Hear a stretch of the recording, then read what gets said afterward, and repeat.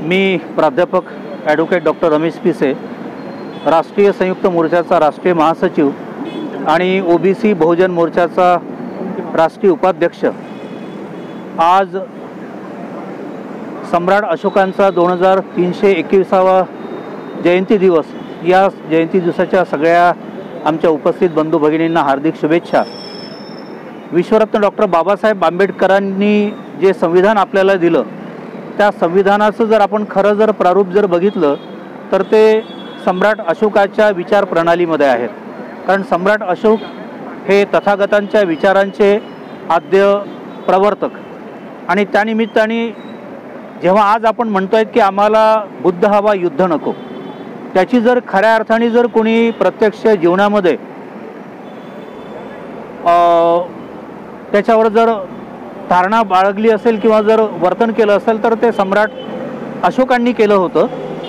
कारण ज्यावेळेस त्यांना लक्षात आलं की हा जो विनाश आहे हा मानवी हिताला पोषक नाही आहे, आणि म्हणून बुद्धाचा मार्ग, शांतीचा मार्ग त्यांनी अवलंबिलात, आणि तथागताच्या विचारांनी प्रेरित होऊन त्यांनी पूर्ण या भारतवर्षामध्ये नव्हे तर या जम्बूद्वीपमध्ये वेगवेगळ्या प्रकारच्या विचारांची केंद्र निर्माण केली।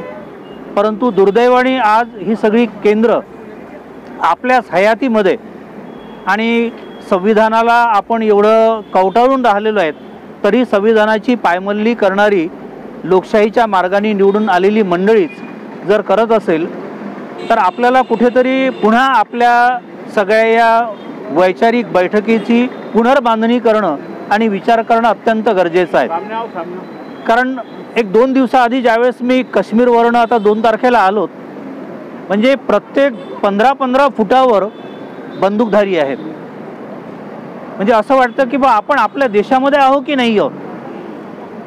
म्हणजे इतकं भयावह वातावरण आहे की प्रत्येक माणूस रमेश पिसे राहुल भाऊकडे, आणि राहुल भाऊ जावेद पाशांकडे, आणि जावेद पाशा आमच्या बनसोड साहेबांकडे संशयाच्या नजरेने बघू लागलेला आहे। इतकी भयावह अवस्था जर निर्माण झाली असेल तर या भयावह अवस्थेमधनं केवळ आणि केवळ जे बाबासाहेबांनी दिलेलं तथागतांच्या, फुले शाहू आंबेडकरांच्या विचारांवर आधारित जे संविधान आहेत, सम्राट अशोकांच्या विचारांवर आधारित जे संविधान आहे, तेच आपल्याला वाचवू शकतं। परंतु जसं राहुल भाऊंनी ओघात एक भावनिक आपल्याला अपील केलं, त्याच्यावरही विचार होणं अत्यंत गरजेचं आहे। आपण शांतप्रिय आहोत यात वाद नाहीत, परंतु जर एखाद दुसरा माणूस जर आपल्यावर जर चालून आला असेल तर त्यावेळेस मात्र कुठेतरी आपल्याला केवळ सावधगिरी बाळगून आपला बचाव करणं हे जेवढं आवश्यक आहे, तेवढंच आपल्याला त्या हल्ल्याला परतवून लावण्यासाठी त्या शस्त्रांना पाजवणंही अत्यंत गरजेचं आहे। म्हणून मी थोडासा लवकर आलो होतो, आणि बनसोड साहेबांशी ज्यावेळेस माझी चर्चा सुरू होती तर सुप्रीम कोर्टामध्ये आता 16 मेला होऊ घातलेली या संबंधातली जी सुनावणी आहे, त्याच्यावरही आपल्याला संघटनात्मक रीतीने कशा रीतीने आपल्याला आपली वैधानिक बाजू मांडता येईल, तिने ताकदीचे वकील माणसं आपल्याला तिथे उभे करता येईल, त्यासाठी केवळ विचारांचीच नव्हे तर आपल्याला आर्थिक बुद्धही मजबूत करणं अत्यंत गरजेचं आहे। कारण ज्यांच्याशी आपला मुकाबला आहे ते इतके साधे नाही आहेत प्रशांत भाऊ, ते सगळ्या प्रकारच्या तयारीने आहेत, ते तुम्हाला रिॲक्ट तुम्ही कसे होतात ते बघतायत। आणि म्हणून आमच्या सगळ्या लोकांनी, फुले शाहू आंबेडकरांच्या विचारांच्या लोकांनी, मग तो SC असेल, ST असेल, OBC असेल, मायनॉरिटीज असेल, त्या सगळ्यांनी एकत्रित बसून जी काही थोडी ही विस्कटलेली जी घडी आहे त्याला पुन्हा एकत्रित व्यवस्थित करणं अत्यंत गरजेचं आहे। 2 मिनिटं आधी ज्यावेळेस जावेद भाईंनी पूर्ण ही भूमिका मांडलीत, तर जावेद भाईंनी एक वेगळा पुन्हा प्रयोग या निमित्ताने, मग अल्पसंख्याकांवर जे होऊ घातलेले हल्ले आहेत, खास करून आमचा मुस्लिम समाज अतिशय भयावह स्थितीमध्ये आहे, तो तर एक प्रतीक आहे। त्यांच्या आड, मुस्लिमांच्या आड आक्रमण हे तथागतांना मानणाऱ्या आणि संविधानाला मानणाऱ्या लोकांवर, सर्व लोकांवर आहेत, बहुजनांवर आहेत। केवळ मुस्लिमांना टार्गेट केल्या गेल्या आहेत, परंतु आक्रमण हे सगळ्यांवर आहेत। म्हणून त्यावर एक चर्चा व्हावी म्हणून 26 आणि 27 तारखेला नागपूरला विमलाताई देशमुख सभागृह जे आहेत झटवटे नॅशनल कॉलेजच्या प्रिमायसेसमध्ये. तिथे 26 आणि 27 तारखेला मराठी मुस्लिम परिषदेचं आपण आयोजन केलं आहे आणि त्याच्यामध्ये वेगवेगळे विषय ठेवलेले आहेत.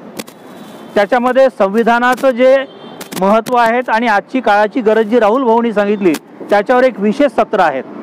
पण मी त्या संयोजन समितीचा प्रमुख या नात्याने, आदरणीय जावेद पाशाजी हे त्याचे प्रमुख आहेत, आयोजक म्हणून प्रमुख आहेत, परंतु संयोजन समितीचा प्रमुख म्हणून मी आपल्या सगळ्यांना त्यांच्या वतीने सांगतो आहेत.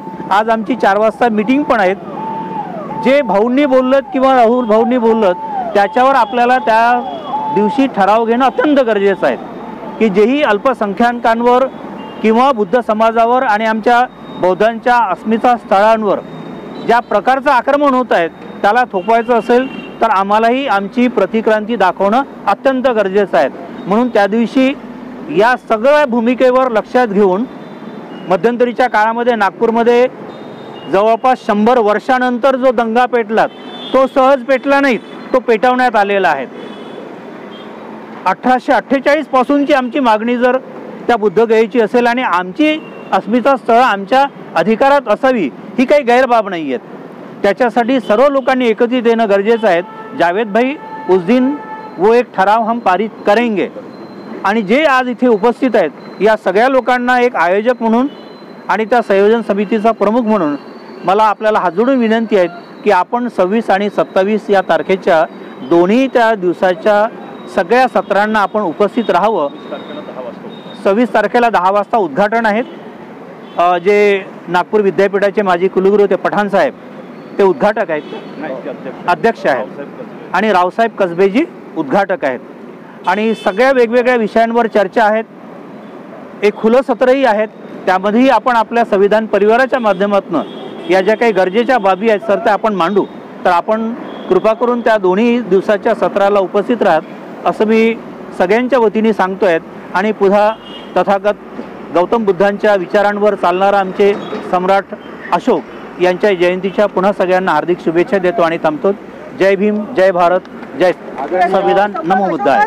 विजय असो, विजय असो, विजय असो, विजय असो. त्यानंतर या प्रभाग क्रमांक 17 चे माजी नगरसेवक आदरणीय